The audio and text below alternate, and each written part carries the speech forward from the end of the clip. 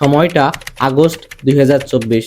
বাংলার রাজপথ লাল হয়ে গিয়েছিল ছাত্র জনতার রক্তে। স্বপ্ন ছিল একটাই, একটি নতুন বাংলাদেশ, যেখানে আর কখনো কোনো ফ্যাসিবাদ মাথাচাড়া দিতে পারবে না। এখন 2026 সাল, চারপাশে শান্ত পরিবেশ, কিন্তু গুমোট ভাবটা কি আপনি টের পাচ্ছেন?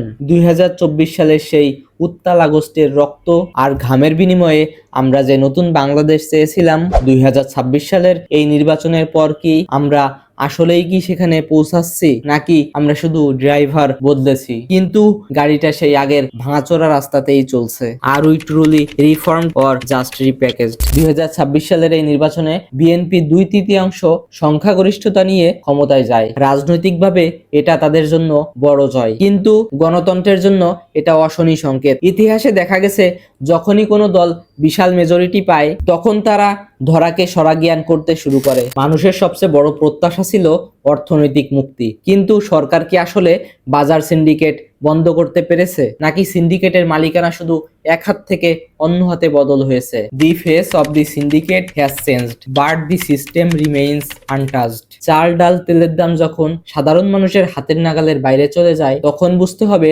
সরকারের নিয়ন্ত্রণ আসলে জনগণের উপর নেই, আছে সিন্ডিকেটের উপর। আওয়ামী লীগের জায়গায় এখন বিএনপি নেতারা বাজার নিয়ন্ত্রণ করছে, এমন অভিযোগ কিন্তু বাতাসে ভাসছে। এছাড়া আমরা চেয়েছিলাম ক্ষমতার বিকেন্দ্রীকরণ, কিন্তু 2026 সালে এসেও কি প্রধানমন্ত্রীর পদটি সেই আগের মতোই সর্বেসর্বা? যদি সব সিদ্ধান্ত এক জায়গা থেকেই আসে, তবে সেই 2024-এর বিপ্লবের মূল চেতনা, একনায়কতন্ত্রের মুক্তি, সেটার কি হলো? Is it A leadership of the state or just the leadership of A party? স্বরাষ্ট্র মন্ত্রণালয়ের প্রধান কাজ ছিল পুলিশ বাহিনীকে দলীয় প্রভাব মুক্ত করা, কিন্তু আজও কি পুলিশ নিরপেক্ষ? আজও কেন আমরা মব জাস্টিস বা আইন নিজের হাতে তুলে নেওয়ার মতো ঘটনা দেখছি? রাজনৈতিক প্রতিহিংসার নামে যদি মামলা দেওয়া বন্ধ না হয়, তবে বুঝতে হবে আইনের শাসনের সংজ্ঞাটা আজও বদলায়নি। কারণ আইনের শাসনের সবচেয়ে বড় পরীক্ষা হলো ভিন্নমত প্রকাশের নিরাপত্তা নিশ্চিত করা। শিক্ষা প্রতিষ্ঠানগুলো আজও কি দলীয় ক্যাডার মুক্ত হয়েছে? উপাচার্য নিয়োগে কি আজও মেধার চেয়েও রাজনৈতিক পরিচয় বড়? আমরা দক্ষ জনশক্তি চাই, কোনো দলের আইডিওলজি বহনকারী রোবট নয়। We need skills, not slogan in our classrooms.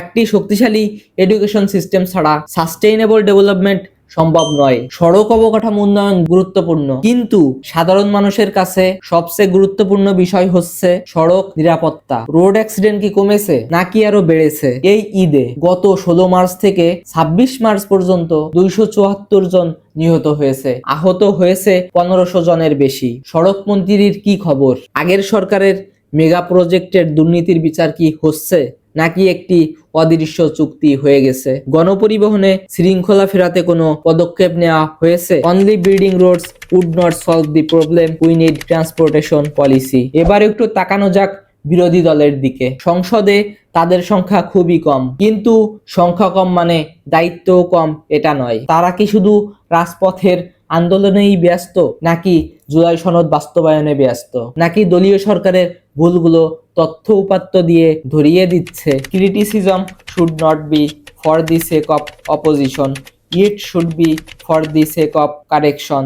বিরোধী দল যদি শুধু ক্ষমতায় যাওয়ার জন্য অপেক্ষা করতে থাকে আর গঠনমূলক সমালোচনা না করে, তবে তাদের স্বৈরাচারী হয়ে ওঠা কেউ ঠেকাতে পারবে না। 2026 সালের এই রাজনৈতিক সমীকরণ আমাদের একটি কঠিন সত্যের সামনে দাঁড় করিয়ে দিয়েছে। ভোট দিয়ে সরকার পরিবর্তন করা সহজ, কিন্তু সিস্টেম পরিবর্তন করা খুবই কঠিন। আমরা কি সেই পুরনো বৃত্তেই ঘুরপাক খাচ্ছি? Remember, a government is only as good as it accountability. সরকার যদি ভুল করে এবং আমরা যদি চুপ থাকি, তবে ইতিহাস আমাদের ক্ষমা করবে না। 2024-এর শহীদদের রক্ত আমাদের কাছে দায়বদ্ধতা চায়, কোনো দলের গুণগান নয়। কারণ আগের সরকারের মতো এই সরকারও কোনো জায়গায় সিন্ডিকেট বন্ধ করেনি। বাজার সিন্ডিকেট থেকে শুরু করে স্পোর্টস অঙ্গনেও সিন্ডিকেট শুরু করেছে। সহজভাবে বললে, কোথাও সিন্ডিকেট বন্ধ হয়নি, সিন্ডিকেট সেই আগের মতোই চলছে। তেল নিয়ে তো সিন্ডিকেট চলছেই। সিদ্ধান্ত আপনার হাতে। আপনি কি একজন ভোটার হয়ে থাকতে চান, নাকি একজন সচেতন নাগরিক হয়ে প্রশ্ন করতে চান? Stop being a spectator, start being a citizen. Allah হাফেজ, দেখা হচ্ছে পরের ভিডিওতে।